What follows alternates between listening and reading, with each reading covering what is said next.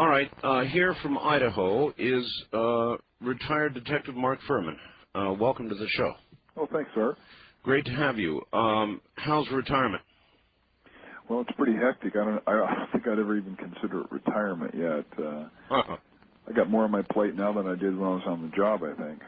Yeah, I know the feeling. I used to work at a radio station, Mark, and then they built me a studio here at home, and they said, gee, you'll have so much time, you're not commuting 120 miles anymore.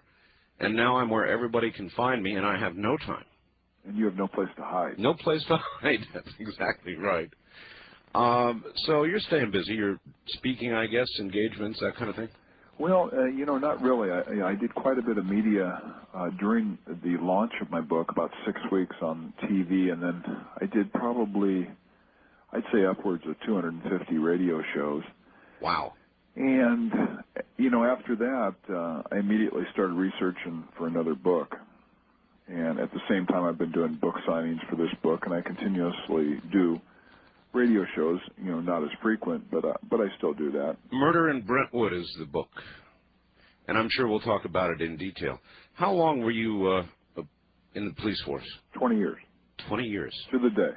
To the day? To the minute. Really? Oh, yeah. I always said that I would retire at 20 years and 20 seconds. and not because I didn't love the job. I just figured that, you know, you do your time, you learn something, and then you move to it, so you have another career in front of you. I figured I had another 20 years as a private investigator for maybe a corporation or insurance company. How much of it was for LAPD? All 20. All 20. When I said 20 years, 20 minutes, I came into the academy at 8 o'clock in the morning, August 4th, 1975. I signed my papers 8 o'clock in the morning, August 4th, 1995. Wow. Well, you knew what you wanted to do then, and you did it, and that's good. You say you've got another career, or you want another career, or you can have another career. What would it be? You really going to go into some sort of private detective work? Well, it kind of the long way around the barn. Instead of now working for a corporation as an investigator, what I plan on doing, I am currently investigating and researching an unsolved homicide to write a nonfiction book, which I hope will bring that case to a conclusion. Wow. So, in essence, I'm actually being more of a detective than I was, or I could have been, with a private corporation. So, I'm doing the same thing, really. It's what I know, and I don't have any reason to deviate from that. How long were you on the force with Los Angeles before you became a detective? 13 years I spent in the street. 13 years. That's a long time in the street. That's a long time in the street. Yeah, I did a lot of things in the street, though. I actually worked as a detective after my first 3 years in gangs for about almost 3 years. And that was a federally funded gang program where we had teams, 3 teams in this gang unit, and we really just took everything from the time we're at the murder scene. We just worked as a team to track down all the clues, all the follow-ups, all the interviews, all the investigation, all the intelligence, and all the enforcement, and all the search warrants, and whatever it led to. So we worked as a team. So actually I had a lot of detective experience there, and then I worked a narcotics task force and surveillance units and the such. So it wasn't just uniform. All right. You mentioned gangs, since you worked gangs. I interviewed country star Merle Haggard for 5 hours the other night. We're talking about Las Vegas, and I'm just over the hill from Las Vegas. Years ago, Mark, in Las Vegas, we didn't have a gang problem. No gang problem. And the reason we had no gang problem was because the guys who ran Las Vegas generally took those kind of problems out into the desert. They were dealt with pretty much that way. No gang problem. I know exactly what you're saying. You know, in Vegas, if you come in early in the morning when the sun's just starting to come up, you look over the desert, there's all these kind of lumps. You kind of wonder what they are sometimes. Oh, I don't wonder. But things changed, you know. Las Vegas became a sort of a combination gambling, gaming town, Disneyland, and politics changed, sheriffs changed, things changed. Now there's gangs. It's like everywhere else. But there was a day when that problem and a lot of others just didn't happen, and if they did, they didn't last long. What, from your perspective, could be done about gangs? I mean, if you had a free hand, and I'm not suggesting you would settle it as they used to here in Las Vegas, but how would you deal with it? Well, I think the first thing is I really saw the trend. When I first went into a gang unit, it was 1977, and to my knowledge, it was the first federally funded gang unit in the country. And what we found was gangs predominantly then, it was a neighborhood territorial type of structure. Sure.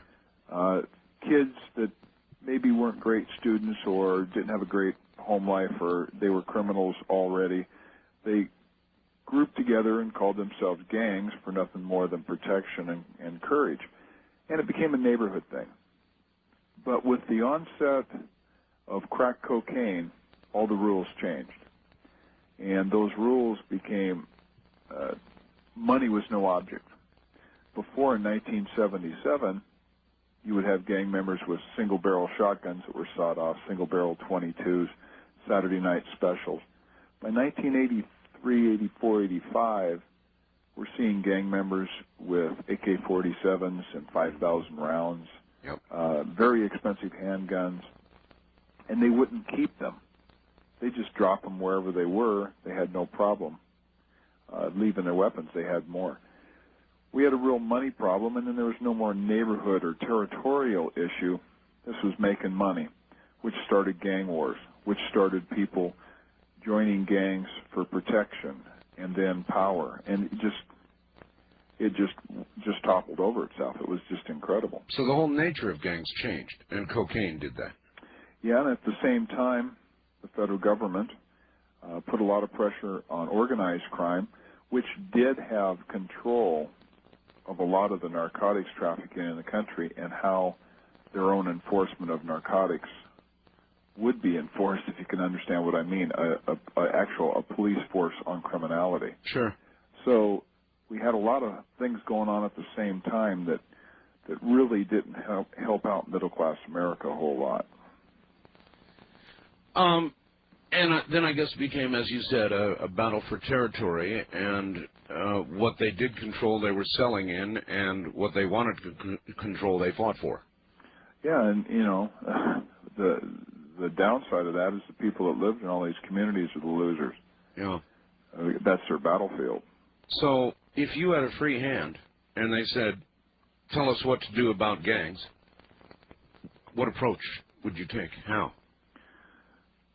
Well, if we're not talking about the constitutionality of it all, I would probably say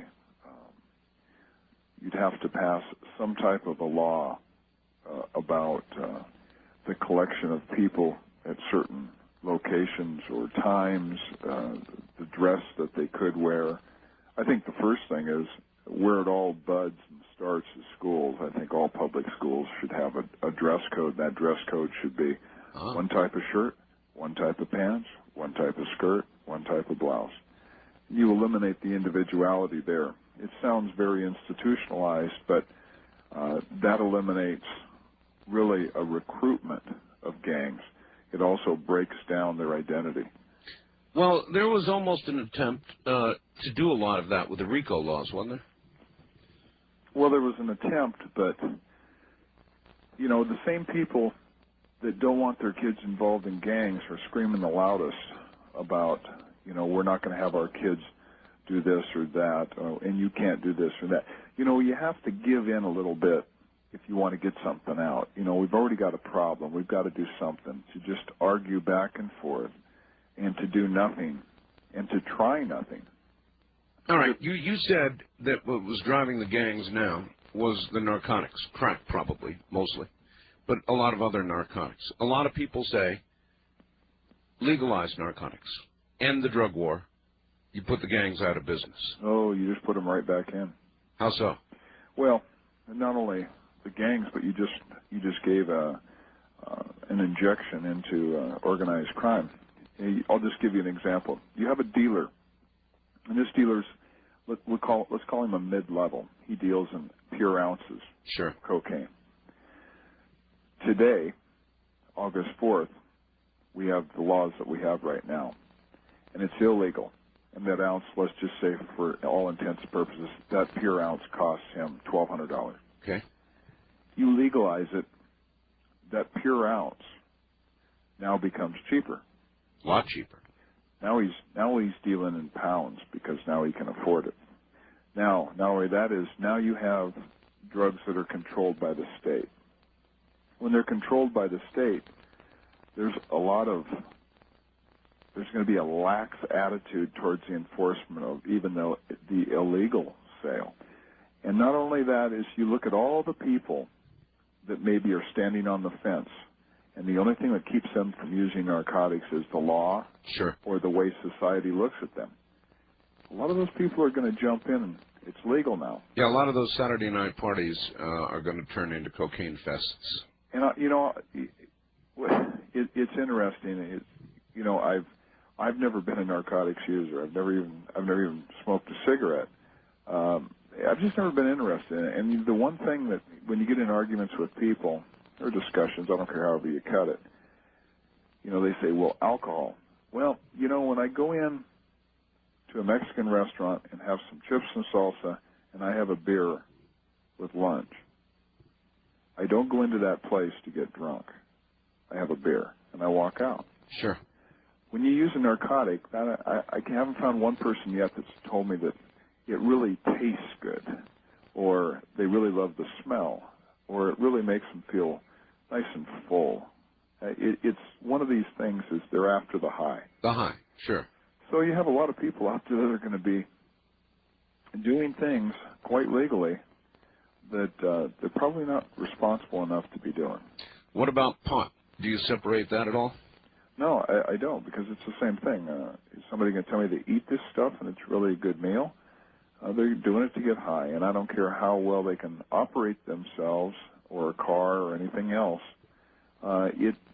It's still detracting from productivity, responsibility, common sense, and we really don't need it. We've got enough with alcohol, and it's really unfortunate. But if you want to compare alcohol to drugs, and you say, well, why not legalize drugs? Well, you eliminate the alcohol. You don't legalize the drugs.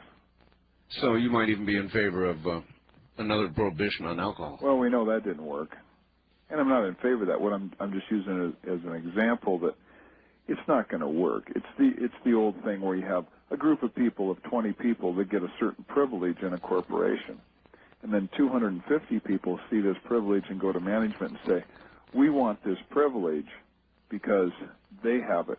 Well, they're going to take it away from the 20 before they give it to the 250. That's just common sense. You were right. Prohibition didn't work, and so far as I can see right now, the drug war is not working. Why? Well, you've got, first, we're outnumbered, we're outmoneyed, and we're outgunned. That's a big problem. There's so much money in drug trafficking, and now heroin's making a comeback. Yeah, it is. Why? Why is it making a comeback? It's a good question. You have that answer? We ignored it. I can remember in the 70s, we used to go down every day. We're working uniform. We'd grab a hype, a heroin addict, take him to the station, see if he's under the influence, get information from him, write search warrants, do a dope pad or do a burglar's pad or something. Well, now they ignore heroin because they made it a misdemeanor. Heroin is a misdemeanor? Internal possession, in other words, usage where you're under the influence is a misdemeanor in Los Angeles. Wow. So, that is the open door to narcotics enforcement, is getting a user and having something to hold over his head. I take it you would prefer the laws, for example, in my state, I'm in Nevada, possession of marijuana is a felony. Well, yes, and I'll tell you why. Because it's a great enforcement tool.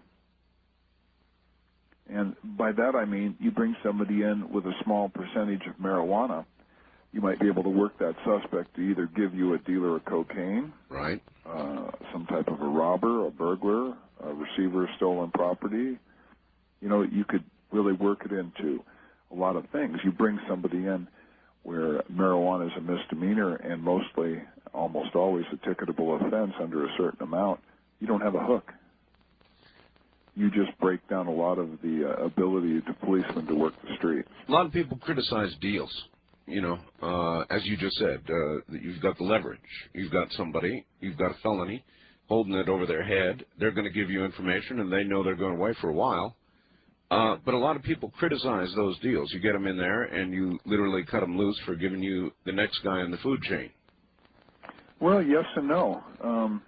Not necessarily, you know, I'll give you an example. If he's on probation or parole, he cannot do a deal with you. He gets booked. If he's not on probation or parole, you can't make any promises, so you can tell him, I'm going to book you because you're under the influence. I'll talk to the DA. But you give up one person, or else I'm not going to say anything to the DA. And there's a lot of other ways to work a guy, too. You know, you take them off the street, and they've got something that is a decision of yours, a decision that you don't have to book somebody. Mm-hmm. You make that decision, and you make that decision because of getting a bigger fish. And it's not really a deal. That's working the streets, and it's networking. It's the same thing as a salesman does.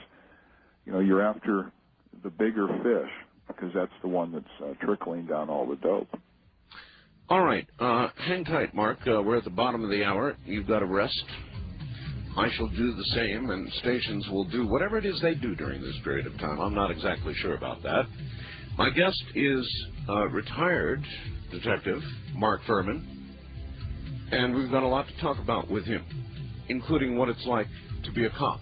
Back now to Idaho and Mark Fuhrman. Welcome back. Well, thanks, sir. How did you last 20 years, Mark? Carefully. You know, it's a good question, really. Yes, it really is, because I spent a year dispatching Monterey Seaside as as a police dispatcher, and I had a lot of friends who were cops, and the ones that last have to be a very different breed.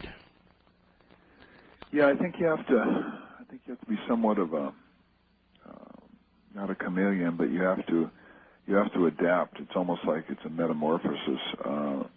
Adapt with, growing older and society getting sicker because you've seen more of it. You realize, one, you keep going out there and trying your hardest and doing good jobs and catching bad guys, and there's 5 more bad guys for every one that you bring in every year. It just keeps going up and up. And, you see the real bad part of mankind, and you want to see the good part. So you're in really 2 extremes. Cops are great guys for parties. They're great guys for vacations. They're great guys to be around. But I think we're trying to see a whole lot of the good in just that 2 weeks to a month a year we have on vacation time to make up for all the things we see during the rest of the year. Well, that takes its toll. There's been a change. When you first went in 75, and even earlier than that, if a guy was going to, down on his luck or something, he was going to go knock over a 7-Eleven or a little store. I tell this story a lot because it's true. He'd walk in, stick a gun in the guy's face, say, "Give me your cash." The guy'd give him the cash, shaking, and he'd back out of the store, get in a getaway car, and take off. Today, it doesn't happen quite that way. He goes in with a gun, points it at the guy, demands the cash, gets the cash, and as an afterthought, puts a bullet in the guy's head. Life has cheapened. It has cheapened, and I'm not going to blame it on anything, but I'm going to tell you the one thing that I see. In 20 years on the police department, from 75 to 95, I think that I could safely say to date I saw the biggest change in law enforcement, at least in the city of Los Angeles. And a lot of things contributed to that, and I think one is the media. The movie The Wild Bunch, I think that came out in about 75, 76, 77. Right. Was considered a very violent movie when it came out. In fact, in many theaters, the complete movie was not shown. There was an edited or a cut version. And just recently, in the last few years, do you get to see that in video? That movie could almost be shown on regular TV nowadays. It's true.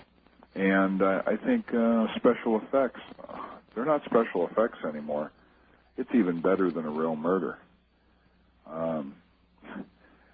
You mean from a dramatic from a dramatic point of view? From a dramatic point of view, you look at these. I've seen a lot of people die, and I've seen a lot of people shot. And I'm going to tell you right now that it's more dramatic, more exciting, more visual on a good movie, even on a good TV series, than it really is in real life. And then they somewhat romanticize it in either one or two ways, either through the perspective of the suspect or the emotional side of law enforcement or the family. So you have a numbness that is put out into this country where we are used to murder. Yeah, I think you're right. And then the other side of the coin is you have people watching this that really can't grasp the message. All they see is the violence. When you came out of the academy, most cops, when they come out of the academy, they're ready to save the world. They figure they can make a really serious difference. And I think the crisis point comes for them when they realize that they can't change the whole world. And they're doing a job day to day to day, and that's when a lot of them decide, that's it, I'm out of here. How do you get through that point? Or did you originally come in assuming you couldn't save the world? Well, I think I came in with the thoughts I wanted to be a really good street policeman, but I didn't have the idea about saving the world. I'm not sure that the whole world deserved that. I think looking at it, I really took everything I did one by one. Of course, when you work gangs, you're assigned certain groups of gangs. Of course, then it's more of a total thing. But just working the street, every day you come to work, it's a new day. I took everything on an individual basis. And if I left that night having, helped a victim, caught a suspect, or taken a guy off the street that would victimize somebody the next day, I had a very good feeling inside that I did a good day's work. I did good police work. It was above and beyond, and, I went away thinking, well, tomorrow's another day, let's try to duplicate that. I think the tough part comes when you realize that the guys working the street trying to catch bad guys, the real catch-22 is when you realize that the number one thought on most police departments is the way they appear, the administration, the politics, silly programs, squeaky wheels. It's not catching the bad guys. It's how do we look? And that's a very demeaning and disheartening feeling to know that sometimes your captains and commanders are more political than they are. Yeah, they're more in tune to Chamber of Commerce luncheons than they are, my guys really catching the guys out in the street they should be. Here's the problem I had. When I was dispatching, we were in a 911 system, and I had a whole bank of phone lines, and I had X number of patrol cars that I was keeping track of, and fire as well. And we had a great deal of responsibility in Monterey. There was a supervisor, but pretty much you took a call, you followed it through, you decided the response, you dispatched the response, and you carried it through to the end. Now, there were a lot of life and death kind of things that happened when I was there, and what I found was when it didn't work out right, I whipped myself. I would take it home with me. Every single night, and some nights more than others, I'd take it home with me, and I couldn't put it to rest when I got home. How'd you do that? Well, you know, the first few years, I worked in 77th Division my first couple of years, which is in dead center in Watts. And the caliber of policemen there were the best in the city. They had the most crime. They also had the most crime reduction. So I learned from those policemen how to be a good policeman, and they had probably the best sense of humor that I have seen on the department since that date. And I don't mean making fun of people. I mean within us. They were a fun-loving group of guys. They were friends. They spent time off duty together. They went camping, their families, and the guys went. I mean, it was a very cohesive, productive division and a time. It's hard to say that you don't take it home, but I think I was so darn busy the first 3 or 4 or 5 years that I think it stayed inside of me, and I wasn't trying to get rid of it, but it was there. You just don't realize it. I think that's the real problem, is you don't recognize there's a problem because you're too busy. And a lot of people go, too busy doing what? You only work 8, 10 hours. Well, you always work overtime, and then if you work nights and you make a lot of arrests, that means every weekday you're in court. Mm-hmm. And your first 3 or 4 years in the job, you don't have weekends off. You're working weekends. That means you have maybe a Monday and Tuesday off or a Tuesday and Wednesday off. You're in court, and then you go home at night, but you're working the next night. So you in essence, never have a day off. So that builds up, but you're young, so you feel you can handle it. You blow it off, the macho. I can do anything. I'll get through it. I'm indestructible. And it does catch up. And I think most cops, I had it, a lot of cops have it. About 7, 8 years, you just, the batteries start running down. Yeah. And that's also about the time when your age, you're not a kid anymore, and you start realizing things about your chances of not only getting hurt but being killed, just exactly what is going on around you. You're part of it, but you don't seem to be able to fill the ocean with sand no matter how much you shovel in there. So, I think all those things combine to make a feeling where maybe you should have vented, maybe you should have taken it home and realized it right from the beginning and got rid of it little by little instead of just waiting until it kind of piles up. All right, so one of the following happens usually at that point. Either you quit, you have a heart attack and die, you get divorced, or you commit suicide. See, I got divorced twice. I almost left the job. But, I hung in there. I worked out my personal life. I realized a lot of things about myself. And the one thing that I realized about myself was I was a good cop. And that's what I know. That's what I enjoy. So I worked everything else around it. And you just try to do what you can. And, yeah, some guys do leave, and I know quite a few of them that do. And I still have been in touch with a few that have, and they all regretted it. So I hung in there, and I had some of the greatest years of my life. You mentioned sense of humor, and you're right. Cops really have a good sense of humor, albeit very perverted, but good. Inside, I remember I worked the same shift I'm on right now, graveyards. And on graveyards, you're stuck a lot of times with a lot of time and maybe not on some nights a whole lot going on. I mean, it's either very quiet or you're pumping a lot of adrenaline more than you want to, one or the other. But when you've got a lot of time in your hands, a lot of strange things happen. I remember one cop stuffing some fireworks up into the back of the tailpipe of another, taping them on there. They get hot enough, they start going off, and no, they don't do that. No, they don't do that. Yeah. I remember mace on the inside of motorcycle helmets. Oh, yeah. Visors. That's a good one.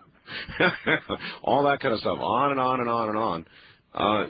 Did you see a lot of that in 20 years? Oh, yeah. I mean, a lot of fun. There's never a dull moment. I'll give you a couple examples.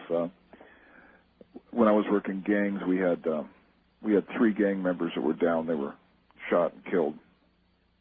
They were shot in the back, right by a road. Of course, we got there, and I was in a suit, and I walked up the scene. Of course, the media, of course, they run up and they throw a mini cam in my face. And of course. What happened here? Worst case of suicide I ever saw. You know, that's the kind of sense of humor that you got to have. It's protective, huh? Oh, yeah. It's, you know, another one, I saw a friend of mine, a motor officer, he was running radar on this road by the beach. And I passed him, and he didn't see I had my girlfriend's car. Mm-hmm. And I saw him, so I said, no, I'm going to be late for work. No, I can't help it. So I turn around, and I go about 80 miles an hour down the road, and I see him jump on the bike, and God, he's scrambling around, throwing his radar guns, and I just pull over. He comes up, and he looks at me, and he goes, oh, damn, why'd you do this to me? You know, I mean, this is what cops do to each other. And it's the same thing in the fire department. It's the same thing in bartenders. It's the same thing in insurance salesmen. They all have their way, their little sense of humor that only they know. Yeah, and a lot of people criticize that, but it does go on. Again, I've got one for you. As a dispatcher, I used to drive back to Castroville every night from Monterey, and I'm pretty heavy-footed myself. Anyway, I got stopped, and I was being a nice guy. I just went through the routine. He wrote up the ticket, and I showed him my license, and all of a sudden he recognized my name and started all sorts of invective against me, and he said, are you out of your mind letting me write this ticket? Why did you do that? I'm not doing that. Do you realize your boss determines my workload? Get out of here and don't ever do it again. Yep. Been there. Yeah. You're such a good career to end in such a difficult way for you. We'll get to that, but before we do, I want to ask you about the New York thing, the plunger business, the Haitian. Johnny Cochran, you know, is taking this one up. $53 million, I think, may be involved or more. I don't know. Johnny who? Jumped right on that one, I think. Anyway, big deal in New York. How do you react to that? Well, first I'll say, of course Johnny Cochran did it. He knows that Johnny Cochran will make this only a racial issue. He'll make it such a racial issue that they'll never want to go to trial. He throws his hat in the ring, throws a couple of press conferences, and makes himself a cool $5 to $10 million because they're going to settle out of court. They'd never want this to go to trial. I wouldn't think so. So, I mean, I think that's well-placed theatrics on Johnny's part. And as far as the incident, I don't know collectively enough about it to really make a real intelligent judgment. From what I know, it is one of the most unbelievable things I've ever heard. Not unbelievable it didn't happen, just I'm almost in shock at the allegations. So, yeah, without information, more information, it's hard to comment. But if it did happen as described, can you imagine that? How does that happen? I mean, that's a depravity with an individual. This doesn't have to do with being a policeman. Somebody, if this happened the way it was supposedly described and all of those things are in place, I feel very bad that it did and somebody was a policeman that did it. But he was not a policeman when he did it, if you know what I mean. Mm-hmm. This was something that was a deep-seated rage or something. I don't even know. I wish I could say something that would sound very intelligent and explain how somebody could go from an arrest to basically raping somebody with a plunger. I don't know. I can't imagine it, I guess, and I would hope it would not be, but it appears by all evidence that I've heard that it did.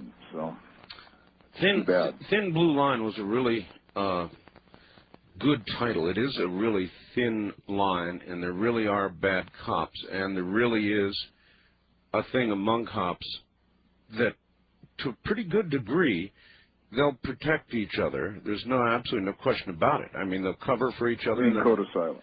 Yeah, absolutely. It's real. Well, you know what's funny about it is there is no such thing, and I'll tell you why.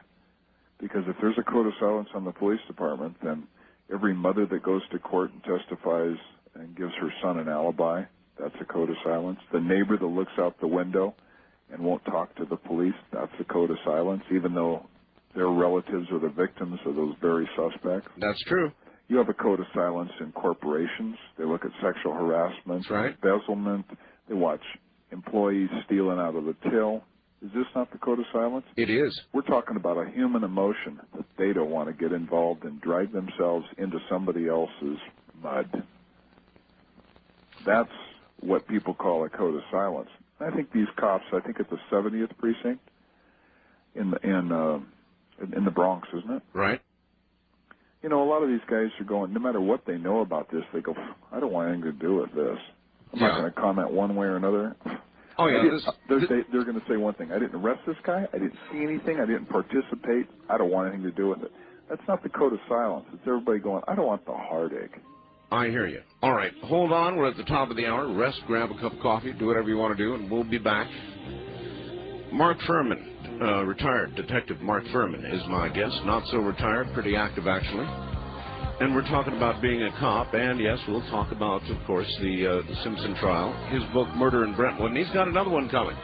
We'll have to find out about that. I'm Art Bell, and this is Coast to Coast AM. All right, back now to my guest, retired Detective Mark Fuhrman, who's now in Idaho. Mark, you're back on the air again. I guess, tell me, if you would, about your first book, Murder in Brentwood, an obvious book, one of many, many, many, many written about the subject.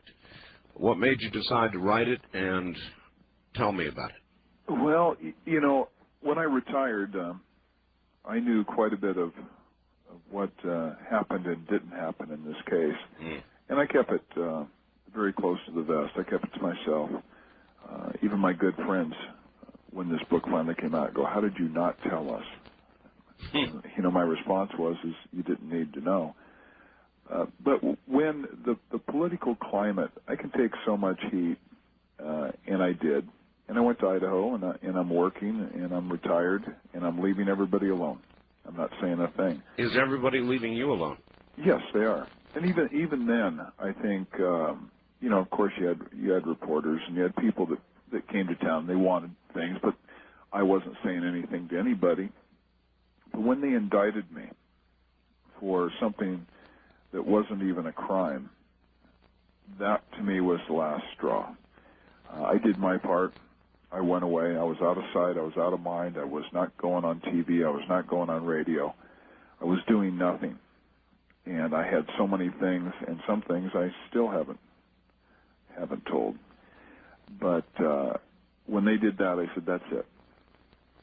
You know, what did they indict you for? Perjury. Perjury. That's right. And now there was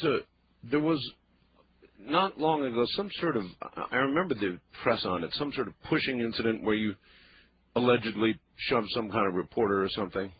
Oh, in Spokane, that was in January of 1995 when I came to Sandpoint to buy a house. Right. What happened? You know, a reporter came up to me, and I was sitting in the airport, and he identified himself, and he said, you know, I'm a reporter from the Spokesman Review, and I'd like to ask you a few questions. And I was nice to him, and I said, well, you know, I'd rather not. And, you know, my wife's with me, and my wife is trying to signal me. He's got a tape recorder underneath his notepad. Oh. And I couldn't really, I think she whispered to me, but I can't hear very well out of my right ear, so I don't know if she was saying it or just motioning. But, you know, there was nothing said that bothered me. I was trying to be nice. I gave him somewhat of an interview, basically saying, you know, what news is it me buying a house in Sandpoint? I mean, this is really silly. And he said, well, would you mind if we took a picture? And I said, yes, I would. Well, you know the old saying, if you don't want an answer, don't ask. Right. And if you're not going to respect the answer, why did you ask? So this photographer, lo and behold, we went up to the waiting area for our plane, and the photographer was on the ramp, standing in front of us taking pictures. And I was very, very protective over my family. I'm in the public eye, not by choice, but just of the very nature of what happened. Sure. And, I told her to leave, and he just kept clicking photos, and I walked by and says, okay, you got your photos. Goodbye. Well, he continually did this. Every place I stepped, he was there. The long and the short of it, I says, we just get out of my way. And I went to move him out of my way. That's all I did, is to put my arm on his shoulder and move him to the side, and he collapsed. I mean, he just went down like he was shot. Uh-huh. It was an obvious setup. My wife saw another camera off to the side, somebody else photoing. I mean, it was obvious. There's an old expression, I think, whiplash equals quick cash. And there you go. But, no matter what it was, I think it shows the pathetic nature sometimes of the media to get an unstory. And if they have an unstory, they're going to get a story regardless. They're not going to waste their time. I found the same thing. Exactly the same thing. When there was a suicide at Rancho Santa Fe, the media blamed me. And it was hell on wheels for a long time around here. And it's because they didn't have a story with the suicide. Well, they wanted to connect me to it. And once they found out, for a long time it was, we're going to tell our story this way. This is the way we've decided to tell it. And no matter how many facts I would give them otherwise, they wouldn't print the facts. They would print what was cool. Here were 39 people who probably committed suicide because Art Bell had a show about some companion object way back in November about with regard to Comet Hale-Bopp. And so I had the press everywhere. I mean, they were just relentless. And now, of course, we've got this Princess Di thing. Now I guess you can relate a little bit to being chased by the press. It's pretty awful, isn't it? That was the least intrusive incident of 3 years, if you can believe that. Oh, I can believe it. What's funny is as soon as I wrote the book, and getting back to that just for a second, and I'll be able to tell you a little bit. As soon as I went on Diane Sawyer, October 3rd, we taped the first prime time, and it aired, I believe, the 7th. After I did the prime time, the whole media's attitude changed because I had broken my silence.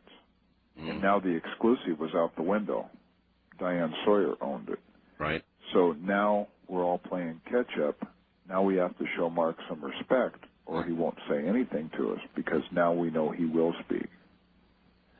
So it's kind of odd, and I don't know if I'm putting the thought process in their head, but the interesting part is there was a complete evolution from that point until the next prime time, until people started reading the book, and then they realized that they were duped by a lot of people in this case. And, you said there was a lot of books written, and I'll agree. And unfortunately, I had to read all of them. But I will tell you one thing about them. There's 3 kinds of authors. There's the authors that sat in the courtroom and really know nothing about the inner workings of the case or listen to only people's view of the case. You had the people that had to defend a man that was clearly guilty of a double homicide, that had to make up any fantasy they could, no matter what publishers wanted. They gave them a fantasy and a defense. They had to write those books. You had a few people in the prosecution that had to cover some bases. They had to cover some mistakes. They had to make some excuses, knowing full well my book was coming out. My book came out. I had no reason to change one thing that happened in this case, because I didn't do anything wrong in the investigation. Anything that I did wrong, or people believed I did wrong, or I felt bad for, I was very upfront. And that's a very disarming book for most of these people. They can't beat me up anymore on it. I understand. The very same thing happened with me. Finally, when the facts got out, it all began to change. There was a turning point, thankfully, when the truth actually got out. And I'm sure that was true with you, too. When this whole thing started, the very first moment you entered this case, did you know what you were into? Well, I really didn't. you know, I've been around a lot of celebrities. I used to bodyguard celebrities for years. I mean, back to 1978. I've taught a lot of celebrities and famous people and rich people, you know, how to shoot. That was one of the things I did. I used to be on the pistol team in LAPD, and I was an instructor at the academy for a period when we were transitioning to 9mm. So I've had contact with celebrities, and not only on the department but off. And when we went there, that wasn't a big shock for me, and that wasn't a big hook for me, and it really didn't make any difference to what I did or what I thought. Only after I was at the prelim and the city and the world started making a big deal about a professional testimony I gave, something I've been doing for 20 years, or by that, then it was 18 years. Nobody seemed to give any attention before that, and all of a sudden the same thing I've been doing for 18 years was now something special. But when I realized that I did well, I embarrassed Professor Ullman on his motion to suppress evidence. I, in fact, put a focus on myself. They realized who made decisions, who put things together, who found what, who interviewed who, and that was me. And I knew probably the day after, 2 days after that prelim, that I was done no matter what they had to do to me. They were going to start a scandal with me regardless. I had to go. And that was the number one thing. I had to go. Did you know that did you remember then that there was history that they could get you with? You mean the screenplay? Yes, sure. I didn't even think about that. You know, a lot of people go, how could you not think about this? Well, you know, first thing is it was mischaracterized in so much as the time frame. Almost the whole tape, all the tapes they were talking about were done in 85, 86. The only thing that was done after that point was luncheon meetings with people interested in the project, a producer that works at a major studios, interested parties, those type of people. So you're talking about 85 and 86, and we're doing a fictional screenplay. Why should I be worried about this? It's not something I would hold guilt for. It's not like a true life experience or something that actually occurred. It's not like I'm trying to cover up or hide for it. I was very upfront when people said, you know, are you working on something, or, you know, are you doing something? I said, yeah, well, we're trying to make a screenplay, you know, and it's kind of fun. But there was never anything that I held a repressed guilt for, so I didn't even think about it. Usually at the beginning of something like this, the prosecuting attorney will sit you down and say, look, is there anything in your background? They knew this case was going to go racial. They had to know. Is there anything in your background that's going to come out that we need to know about? There must have been a moment like that. You know, I think, you know, no, there was never a moment like that. I think after, you know, I was attacked, that question was asked. You know, is there anything else? And I go, I can't think of anything. So, you know, but when the tapes came out, probably, maybe, you know, when I heard that they were looking for them and the tapes were for sale and all these things, was the first time I ever even gave them a thought. So I think that's something that people should really think about for a second. If you do something very innocent 10 years prior, that because of circumstance you could never even imagine, and being edited and carefully played in the media and in the courtroom in a certain way, it can seem very damaging. Oh, yes. So, you know, I never thought about that. If I would have, of course I would have told the prosecutor, but I never even gave it a thought. I mean, that never crossed my mind. Was that the defense attorney's crowning moment? In other words, I guess I'm asking you in a way, what happened to you? Is that what lost the case? Oh, absolutely not. That case was lost in the first 12 hours. I just didn't know it. You know, I go into this whole thing from the beginning to the end in my book, and I don't lay out one thing in there I cannot absolutely 100% prove. Phil Van Adder routed that case from the first time that he stood in that street and took the case from Ron Phillips, Brad Roberts, and myself, and we handed him my notes. That was the kiss of death right there. I mean, how much evidence did he leave? He didn't read my notes. He left a bloody fingerprint on the rear gate. He left an open and empty knife box in Simpson's bathroom. He left sweats in the washing machine. I mean, there was evidence he left everywhere. I remember the motion to suppress regarding the initial entry. Was there really enough evidence to go jumping over? Oh, absolutely. I'll give it to you the other way. We come from a double homicide scene. We have a female we think is Nicole Brown Simpson. I was the only one that wouldn't absolutely say it was, because it's unimportant if it absolutely is. We have a double homicide. We cannot explain who this male is here either. So if you can't explain who he is, you really can't put much together with the crime scene. He could have been a suspect. We do not know. Sure. So what we have is we have two dead people. We have a blood trail leading away from the bodies. We have a bloody fingerprint on the gate. It's not a dog that left it there. It's a human. We have blood drops that stop in the driveway, a logical place, or excuse me, the alleyway, a logical place for a vehicle.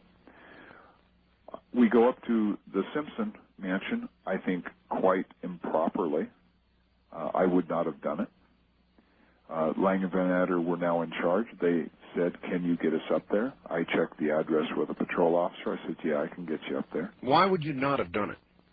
Because it's unnecessary. I really don't care if an ex-husband ever gets notified. He may be a suspect, but as far as notifying him and breaking up my crime scene investigation at that early stage, I don't care. Especially a celebrity. Where's he going to go? Well, I guess I remember the question was asked, was he at that moment a suspect? Well, not in my mind. In Van Adder's? You know, he didn't relay it to me. Of course, we don't know if they wanted to go up there just to say that they're the ones that notified him that his ex-wife was dead. I found it very odd that the Brown family learns that Nicole's dead on the phone, yet O.J. Simpson, an ex-husband, is going to be notified in person. This is clearly because he was a celebrity and he was wealthy. And that's what I don't agree with. Nonetheless, I was asked to take him up there. I did. I make observations on a public street of what I believe is blood on the Bronco. I make observations that this is, in fact, O.J. Simpson's Bronco. Mm-hmm. I see other things in the back, a shovel, a piece of plastic. Now, you connect these few things here. They have a double homicide with blood drops leading away. Obviously, somebody left. They got into a vehicle. Here we have a vehicle that is parked somewhat askew. It has a drop of blood on the driver's side by the door handle, where a person with a left hand would open the door. The print on the knob was on the left side of the gate, most probably a left-handed operation. If you have the drops stopping, that means they got into a car. Mm-hmm. You combine that with connecting that car to O.J. Simpson. Nobody answers the door. Lights are on upstairs. Lights are on downstairs. Nobody answers the door. Now, at this time, you don't have to be a suspect to make an entry. I mean, you don't have to suspect that there's a suspect, or you have an obligation for public safety to make sure nothing's wrong with someone inside. Do we have a situation where O.J. Simpson was actually fending off a suspect and Sure. he killed the male and Sure. he got away and went home to call 911 and never made it that far? Now, how bad do you think we would have been scrutinized once we saw this evidence? We saw this connection to two crime scenes. In other words, what became another crime scene, but connection between two residences, and he is related to the possible victim, even by ex-marriage. Can you see what would have happened if he would have been dead in there, or any person would have been injured or dead in there, and we were standing right there and we walked away? So it would have been derelict not to go in. I'm going to tell you, there would have been no attorney in the world. I mean, the city of Los Angeles would have settled for $50 million because there is ample probable cause. In fact, it's overwhelming that you have to do something. You do have to make contact and establish there's nothing wrong, and that's exactly why we entered, and that's exactly what we attempted to do. All right. Hold it right there. We're at the bottom of the hour. Back now to Detective Mark Fuhrman in Idaho. Detective, welcome back. Thank you. You know, I'd kind of like to let everybody begin to ask questions of you. I'm sure you've done this a lot of times before, have you not? Oh, yeah. Just two things. TV coverage in courtrooms. Good idea, bad idea? Bad idea. Bad idea. Well, it seems like a lot of judges have taken that cue since that trial because there hasn't been a lot of TV coverage of big, high-profile trials. You know what bothers me is the judges are taking the same profile here as we are about the tragedy that happened to Princess Diana and the paparazzis. It caused we had to have somebody's death to make somebody realize that they were a nuisance. And not a nuisance by and large every photographer, but the people that actually make themselves obtrusive, aggressive, and almost causing assaults with their camera, basically. The judges, are they trying to say that they saw something good out of letting somebody play to a camera, let defense attorneys give speeches, let people in the courtroom basically become famous? It's exactly what they wanted. Mm-hmm. And if people say, well, we have a right to know what goes on in our courtrooms, then go to your respective county, city, or state courtroom and walk in. They're open for you. Go in and see it.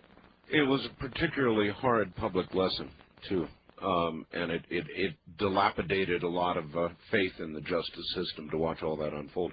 What about the judge, Judge Ito? Even though the cameras were there, he allowed a lot of that speechifying to go on. He didn't have control of that courtroom from the first day. I've been in a lot of courtrooms, and I'm not a judge and I'm not an attorney, but I'll tell you one thing. I've never seen two things. I've never seen attorneys held in contempt of court, especially prosecutors. It was a badge of honor in this case. And I've never seen a judge let everybody in the courtroom rule his court except for him.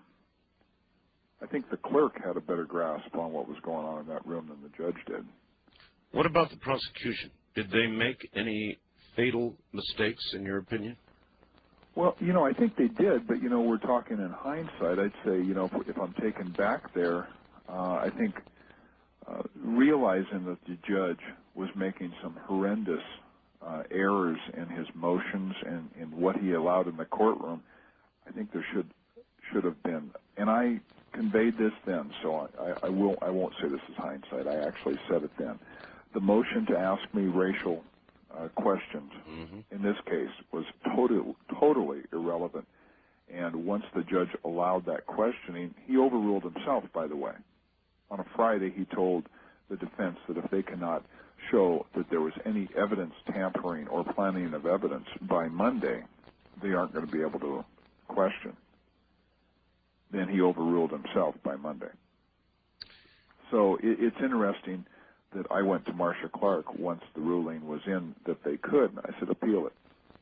You remember we were talking earlier about code of silence? Yes. If you had a partner, and I think I'm pulling this out of an old... You're going to give me a no-winner here, I can tell. Well, no, out of an old Hill Street Blues piece. If you had a partner, and your partner ran down a kind of a dark alley after a suspect turned around, your partner thought he had a gun, thought he saw a gun, pulled and fired and killed the suspect, and upon close examination found out, no gun. So he throws one down. Now, would your inclination at that point be to cover for him or to go to internal affairs? Well, I think... it's a hard question, I know. Yeah, neither one. First thing is that type of shooting occurs in America quite often. Yes. And it doesn't happen because somebody's out there trying to kill people. It happens because you have two people that are very scared. You have two people that are in a life and death situation. And everything's made at hundredths of a second, the decision. Now, I think in that situation, I'd probably say, pick that up. That is the stupidest thing in the world. Put it away. Yeah, I think I probably have to tell somebody what happened, but I think I'd probably be telling to my partner, I'd go, hey, look, you did nothing wrong. You went on instinct. This is what you felt. Tell the shooting team what you felt, what was going on in your mind. You don't need to play these stupid games. And, I've never seen anybody with a throwdown gun. If I did, no, I'm not going along with that. Then I just become part and parcel of a homicide, because the only logical explanation why somebody would do that is they had the preconceived or the predetermined attitude that they were going to shoot. Well, the reason I asked that is because if you knew that there had been a horrible double murder committed, but there probably wasn't going to be, you can see as a case develops, investigating, that there probably wasn't going to be enough absolute direct evidence to convict, you wouldn't throw down a glove. Oh, I mean, that is so silly, and I'll tell you why. Everybody that knows me knows how silly that is. When I do a case, I do 110%. I do everything I can. I do cross all the T's, dot all the I's. I do all the good police work. I'm imaginative. I figure out different ways to get evidence, to whatever. But once I do all that, and you have all this evidence and you write it down, it goes to the prosecutor. And I don't feel any responsibility if the prosecution or a jury can't convict, because I did my job. Now, if I didn't do my job, then I would feel some responsibility, but you can't produce evidence. And I'll tell you a reason why. Because there's always a way that something doesn't fit if it didn't get there in a natural progression of somebody's actions. Mm-hmm. Everybody goes, oh, you could have planted the glove. Anybody that says I could plant the glove or would plant the glove, or any way or any framework at that time that I could, is nothing more than ignorant beyond belief. All right. Let's try a few phone calls and see what we get here. First-time caller line. Good morning. You're on the air with Mark Fuhrman. Hello, Art. Hi. Where are you? I'm in Dallas, Texas. All right. I've got two quick questions. One for you, Art. I've been listening to you for over 6 months now, and I've never heard you comment either way on this case. And my question for you, Mark, is I do believe that there was a bloody fingerprint, but if you and your partner were the only one to have spotted it, why didn't one of you hang around and make sure that a sample was taken or a photograph was taken of this fingerprint, if having a fingerprint is just like signing his signature to the crime? Well, the first thing is if Brad Roberts and I, he was my partner, if we would have kept the case, we would have done exactly that. But the case was no longer ours, and we were sent different places. Brad was sent to the police station initially to interview the people that had found the Akita dog, Nicole's dog. So he was away from the scene, and I was instructed to take Lang and Van Adder up to the Rockingham estate. Once I was up there, I was instructed to go back down at about 7:15, 7 o'clock, something like that, to see if the glove at Bundy was similar to the glove at Rockingham. I did that, and I returned to Rockingham, and I never returned to Bundy that day. So I understand your question, but I wrote it down in very clear block printing, very legibly, on notes that I saw being handed to Phil Van Adder. There was no reason, absolutely none, that there was any possibility that would not be collected or observed. I've seen them on different shows, and they've just dismissed that fingerprint as a pile of bunk. Well, that's because I believe you. I don't believe you did anything wrong, but they are just blaming everything on you. Well, Phil Van Adder and Tom Lang, I read their book. Their book is basically covering up every mistake they made. Tom Lang wasn't at Rockingham, but he handled the Bundy scene. He should at least inspect the path of the suspect and inspect that gate. We know that he basically told the criminalist to go back there and collect it. He didn't observe it. you should observe it. You should direct every photograph and direct every collection of every piece of evidence so you can testify to it and you make sure it's done properly. Tom Lang and Phil Van Adder are in damage control. I took a polygraph at the end of my media tour on March 17th of this year. I answered every question and then some on anything, any possible way, any possible anything, planting the glove, fingerprint, Ito's wife, everything. I was truthful in all of it. Now, there's even one better. Larry Schiller, who wrote American Tragedy, is doing a paperback version. He asked me for some comments about the civil trial. We talked. We had a nice conversation several times. And just of recent date, Larry Schiller in his paperback has revealed that during the civil trial, he got a hold of the Browns' attorney, Mr. Kelly, and he interviewed him about the rear gate. Mr. Kelly said, well, we heard, Mr. Fuhrman say these things about the locksmith changed the lock the next day, which he did. The Brown family wanted those locks changed. So on June 14th, those locks were changed, and they interviewed the locksmith. The locksmith said, yeah, there was a bloody fingerprint on there, but I thought the police already analyzed it in photographs, so I just threw it away. They couldn't introduce that into the civil trial because it would have routed Lang and Van Adder completely. They didn't do it, and they went with what they had. Why did this case get taken away from you, and what did you feel when it did? You were there. You were developing the case in the beginning, and then get snapped away. Why? Why? Well, this case, logistically, this had nothing to do with ability. Lang and Van Adder were simply on call in a rotation-type basis. They were not handpicked by robbery homicide.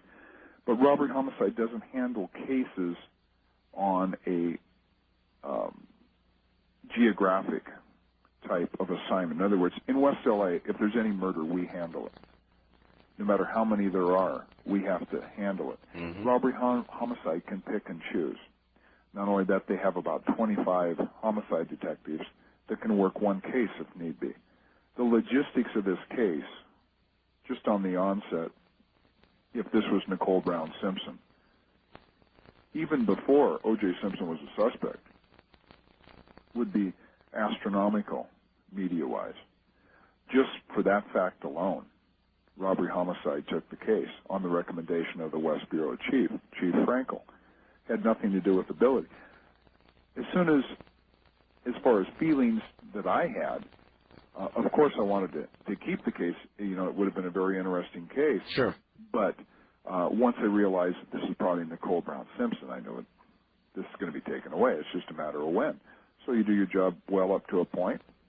Ron Phillips, my supervisor, offered robbery homicide our services until they had all their detectives in place. And Brad Roberts and I made observations and found evidence up until, late that day. I think it's unusual that Detective Roberts and myself found all the evidence. Lang and Van Adder found none. Did you have any particular emotions when you heard that Van Adder and Lang were getting the case? In other words, did you have any knowledge about Van Adder and Lang from all the previous years that worried you when you heard they were getting the case? No, I didn't even know them, and I think there's another little thing about not knowing a detective. They've been on that long, and they're working robbery homicide. I knew quite a few people at robbery homicide, but their name had never come up. And my name was well known down there.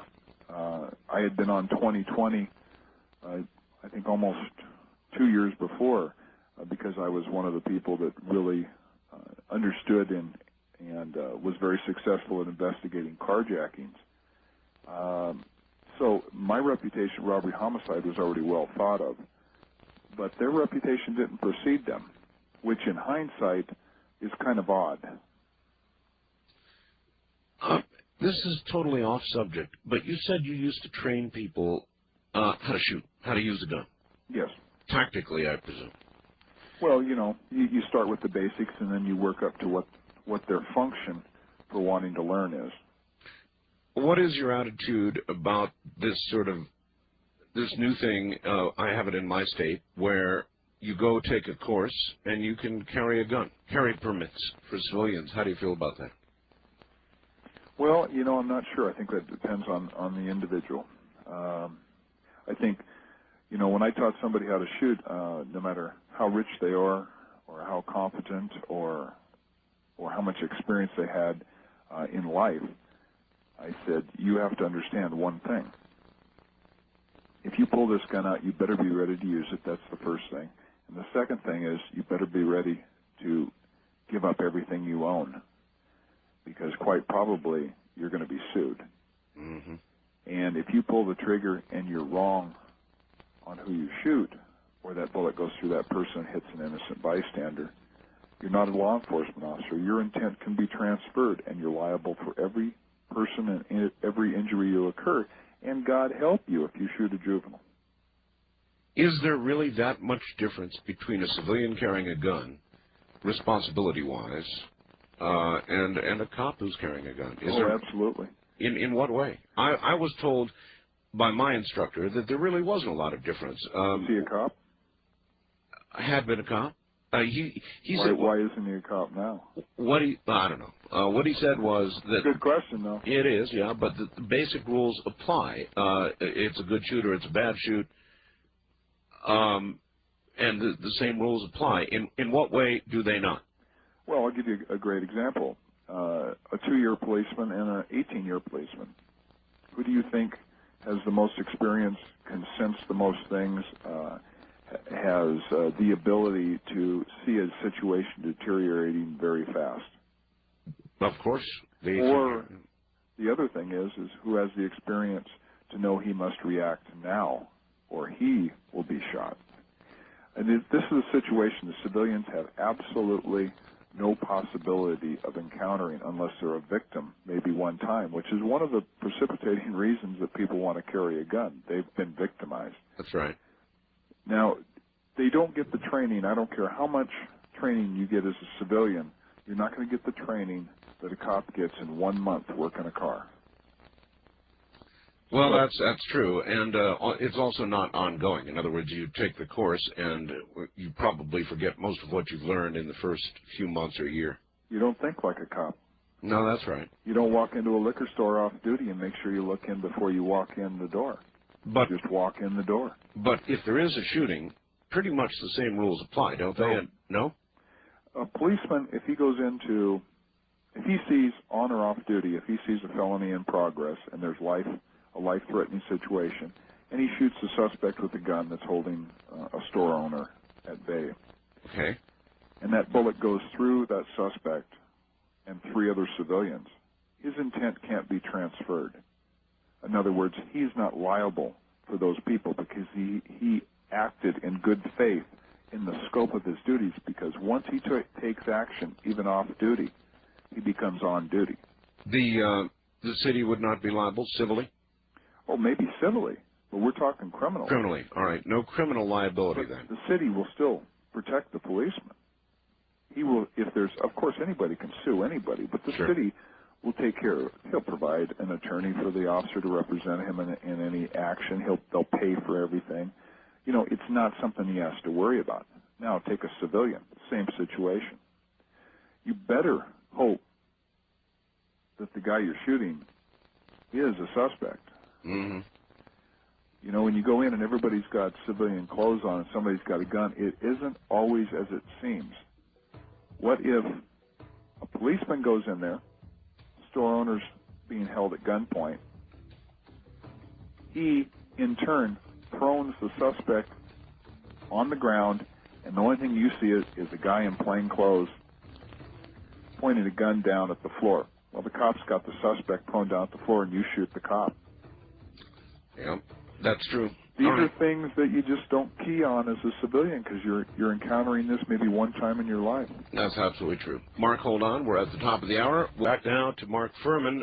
Mark, I'm going to try to concentrate harder on the phones here, but I do have a couple of questions.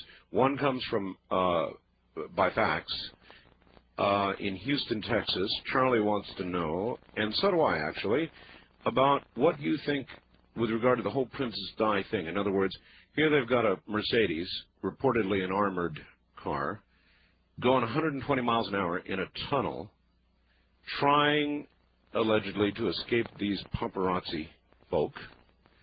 And I haven't figured it out, unless one of these guys on a motorcycle managed to get in front of this Mercedes and, you know, pop a flashbulb in the face. I assume the side windows are probably tinted. I can't imagine any other way that a motorcycle, first of all, it's hard to imagine it doing 120 miles an hour, or a whole pack of them doing 120 miles an hour. Secondly, it's hard to imagine them forcing a big old heavy Mercedes like that off the road. And they wanted to get your take on that. What do you think? Well, I think there's a whole bunch of ingredients involved here. First, they make motorcycles that could do over 160, and they're a lot cheaper than going down and buying a 5-year-old truck. And there's a lot of European and Japanese motorcycles that do that, so that's not an issue. I don't think this is that they were afraid of being photographed. I think they did not want the photographers to follow them to their destination. I think that's the problem. Right. I don't think that they felt that they were going to be photographed in the car.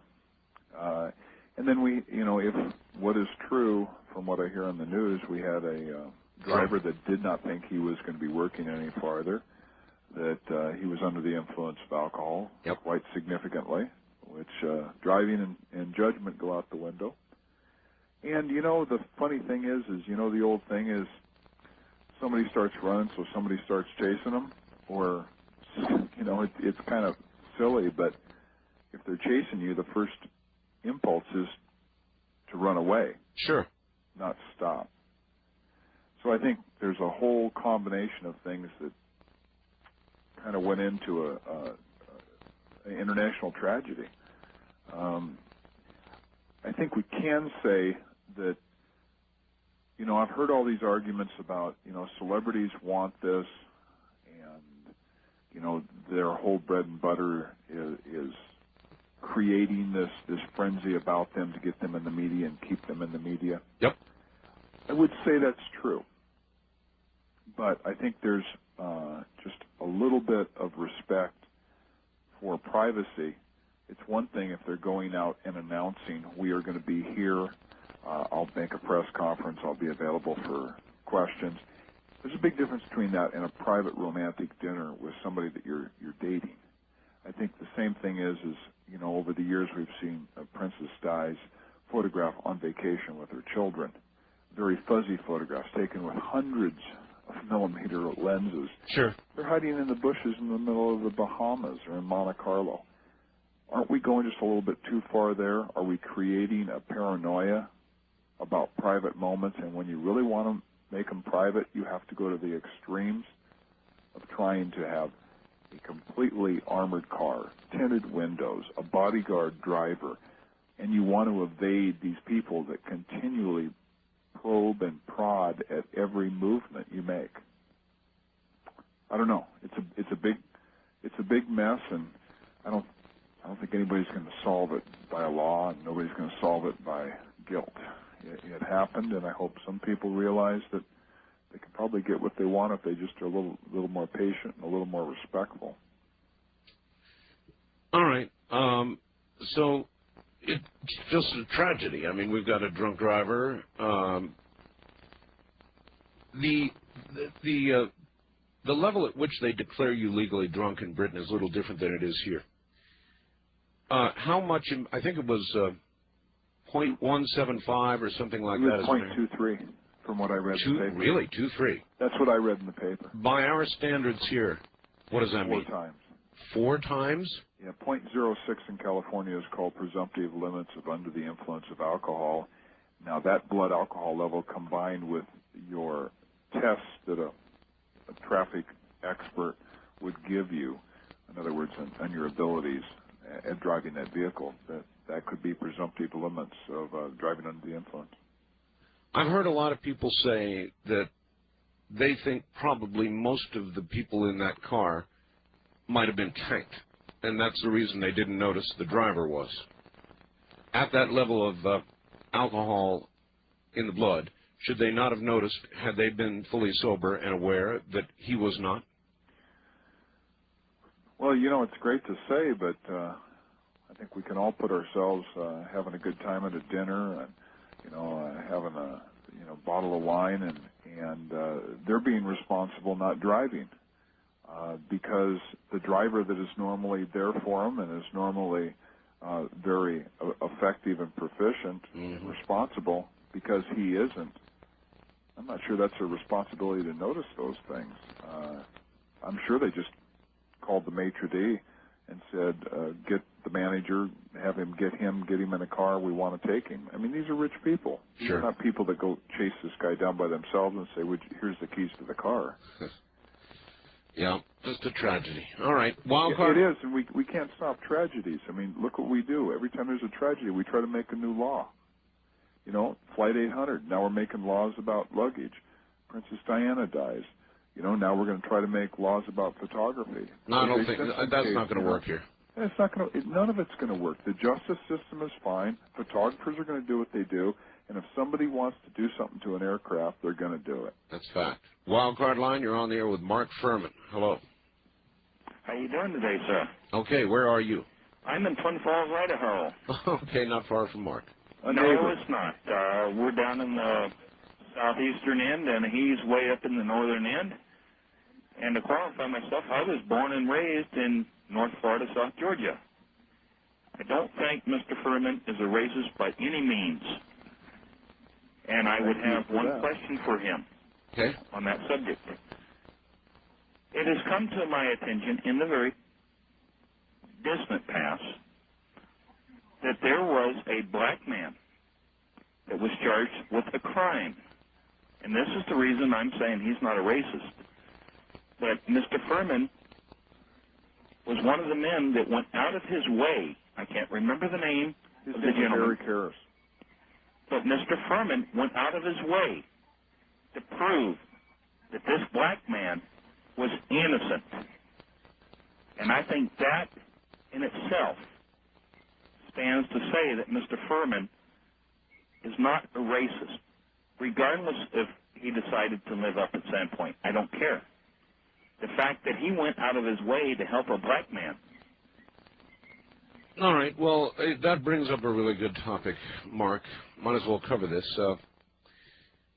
Again, I told you I dispatched in Monterey County, and Seaside was my particular duty. And Seaside was a rough town. It's a rough town. It's got a high percentage black population. There's a lot of crime there, really a lot of crime.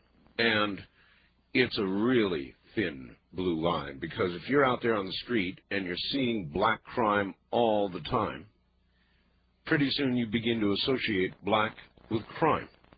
Now, how do you prevent yourself from going over the line and your natural disgust with the amount of crime going on and who's committing it becoming racism? Because that does happen to a lot of cops. Well, you know what? First, the caller's memory was very well. The name of that suspect was Eric Harris, and he was a black man, and the victim of the homicide was a white man, and he was shot 8 times, and you know, everything pointed to Eric Harris, and I just had this gut feeling after hours of interrogation that he knew, but he wasn't the shooter. And I went out and I set out to find out who it was, and I put the word on the street, and I got an informant to tell me who the real shooter was. I made arrangements to keep it confidential. The informant says I won't testify. They witnessed the shooting. I went to great lengths to conceal their identity, even had them go up freight elevators at the police station for a polygraph. They passed the polygraph. I let Eric Harris go. I knew who the suspect was. The case is still open because by that time the evidence during the search warrant of the true suspect, we could not find the evidence. He would not break. I know the man. He was a suspect in a homicide that I turned another homicide detective onto a year and a half before this. So this is a good case, and the prosecution knew about this. Well, that's what I was about to say. All right, so Marsha Clark would not present this. Why not? You know, I did not realize it then, but... I mean, if you're offering evidence on the other side, and that's allowed into the court, which it probably shouldn't have been, then why not allow this? Well, she could have. It's called a rebuttal case. It's rehabilitating a witness, and I had so many people that are civilians and policemen, black, Hispanic, female, doesn't matter what, ex-partners that were willing to testify on my behalf, but yet they did not want to do it because they did not want to take a position of trying to disprove a negative.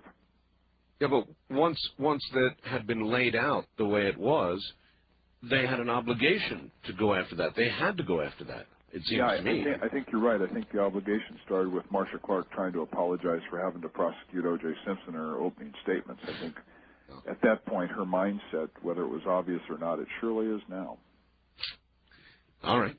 East of the Rockies, you're on the air with Mark Fuhrman. Good morning. Hello?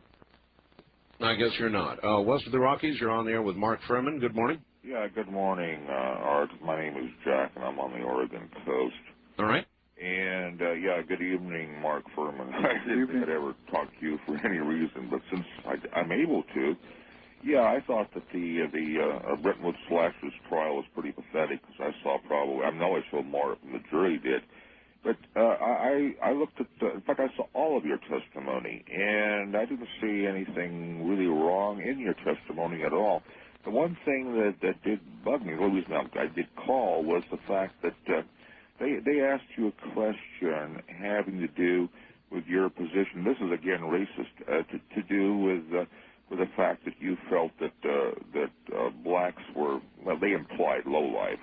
Anyway, and did you ever at any time ever refer to them as niggers? Okay, and I think they came up with some kind of recording in court. They came up with recordings of a screenplay. Is that a fact? A fictional screenplay. Is that a fact? When it's copyrighted, and it exists today. No, because I was wondering, because everything you said sounded pretty straight to me. And I couldn't believe that you could just turn it around like that. Well, you know what's interesting is do you see how effective the defense and the media's careful picking and choosing of I think the whole trial, Mark, was pathetic. And the thing is Ito, he wasn't the judge, obviously. And you know what? And hopefully they do not ever do that one again. Well, I'm with you on that, and I think Judge Ito had his own agenda. What do you think that was? Well, I think it's interesting that his wife and I had a superior or a supervisor-subordinate relationship that's probably the most negative I've ever had on the department. And she seems to have forgotten that. Should he have recused himself? Absolutely. Just at the mere hint, he should have recused himself. If he didn't, then that lingers, and he puts his wife in a terrible position. And I think we can only say one thing: how can she forget a circumstance in a relationship that I could bring a dozen policemen into that courtroom and they'll tell you exactly what happened, like it was yesterday. It was so obvious for over a year in that division. You said there were a lot of things, or at least some things, that even to this day you have not talked about. I have an obligation to ask. Would you like to talk about them? Well, you know, there are some things that... even in general terms.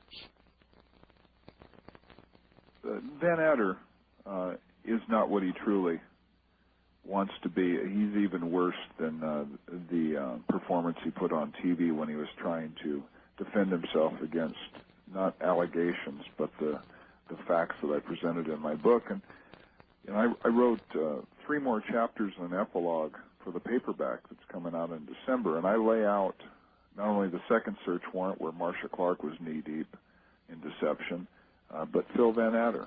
And I think we really have to look at this exactly what it is. And it appears that there was a collective, conscious effort to keep my partner Brad Roberts out of this case for some of the most obvious reasons once these 3 chapters are read. And as I said before, Roberts and I found all the evidence at Rockingham, and we found the crucial evidence at Bundy. We didn't need any help on this. I think that had to be kind of ignored. If they brought Roberts in, somebody's, even the newspaper, is bound to catch on and say, what did we need Van Etter and Lang for? Fuhrman and Roberts already found all this stuff. Mm-hmm. So I don't know if it was ego. I don't know if it was testimony. I try to bring out as much in questions as I can. There's more that at a point that when I can prove it, I will do so. But just like my book, I will not write anything down that I cannot prove, unlike Lang and Van Etter's book and Marcia Clark's book. I read Marcia Clark's book, and I'll give you an example. All right. Marcia Clark's book gives Brad Roberts one paragraph. Brad Roberts, she says, all Brad Roberts could bring to the case is to say Mark Fuhrman was a stand-up guy. That, just all by itself, is about the biggest lie I've ever heard. Brad Roberts, let's just see what Brad Roberts could bring the case. All right, we're at a break point here, so take care, and we'll be right back to Mark. You're back on the air again. And let me ask you this. It's from Bob in Bakersfield, longtime listener. And I watched every minute of that trial on television, by the way, Mark, and so did he, apparently. He says, I'm not sure if you can or will ask this question of Mark, but here it is. When he was sitting on the witness stand and F. Lee Bailey asked him if you've ever referred to a black person as a nigger, why didn't he just say, yes, who hasn't? Everyone sometime in their life probably has. Things would have turned out very differently. Do you think, hindsight and all that you would have answered differently? Well, on one hand, first, it's probably the most uncomfortable position that anybody's going to be put, short of being on trial themselves. And it's very easy to look backwards when you're not on the spot. You bet. But we have to look, we're not talking about a citizen. We're talking about one of the first detectives on the scene. That's the first thing. The second thing, one of the detectives that found most of the crucial evidence. That's the second thing. Mm-hmm. And the mere question is an indictment. The answer is almost totally irrelevant. So just forget my answer. Let's just say my tongue was cut out just seconds before the question was completed. The jury is looking at an LAPD detective first that has asked the question. Now, if you answer it one way, you're a liar.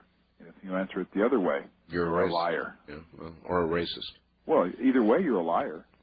They don't believe you if you say no. If you say yes, they only think it's worse. You had a predominantly, almost an entirely black jury. To put that question before that jury in a totally irrelevant issue in this case, probably the most irrelevant issue of any case involving a black defendant in the history of this country, to put that there, and Ito allowing that to be put there, he completely routed that case. It was totally unnecessary. It had nothing to do with the case. I tried to litigate Bailey's question. I never have called anybody that to their face. Have I used it? Yes. Would I wished that I would have go back there and answer that differently? I can say sure, but it's only for my personal reasons. It has nothing to do with the case.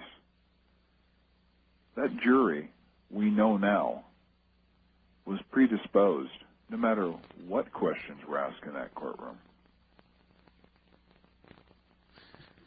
Yeah, I guess they were. East of the Rockies, you're on the air with Mark Fuhrman. Hi. Hi, good evening. This is Matt from Madison, Wisconsin. Hi, Matt. Hi. Mark, I'm going to give you a welcome reprieve from the previous questions. This has nothing to do with the Simpson case whatsoever. Good. This is purely about your opinion as a police officer. I've had a friend who has been through highways in South Dakota several times. He has a VW van, and it's decked out with Grateful Dead stickers, things like that. I can hear it coming. He's 30 years old and probably hasn't smoked any pot since he was in college. And he's been pulled over twice in South Dakota by a canine highway patrol unit, and the last time he went through there on the way to a concert, the same police officer, for the third time, pulled around on the median, followed him for about 5 miles, drove past him, smiled, and waved.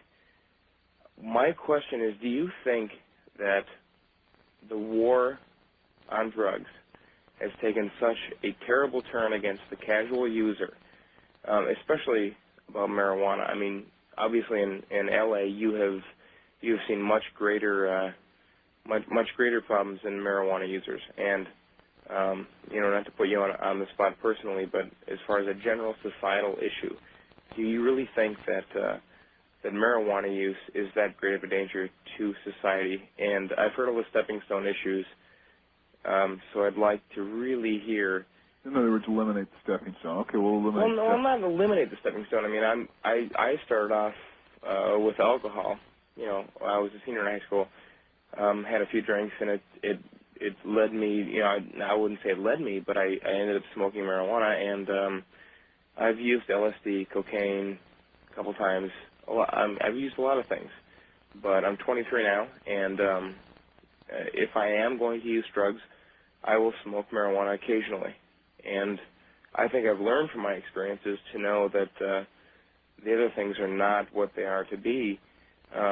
It might be useful to experience those things, and I'm sure many people around Art's generation, things like that, are probably of the same idea. But do you think that the war against marijuana in particular, mandatory minimums especially, imposing 5-year sentences for someone who is growing 10 plants for what they think is medical use or for personal use, do you think the penalties are excessive? And the comments you've made so far tonight have been very intelligent and have been quite a striking difference from what the media portrayed you as. Well, that's because this is a different kind of media. Radio is a better place to be. Yeah, well, radio is the heartbeat of America. You got the time, and you have somebody not constantly interrupting you with a commercial or switching the camera or cutting your mic off. Those are tricks on TV. Well, I'll answer this question. What happened to your friend is kind of what happens in an area where the trickle down of crime gets down to that level. So that's one issue that we really can't address without knowing a lot more ingredients.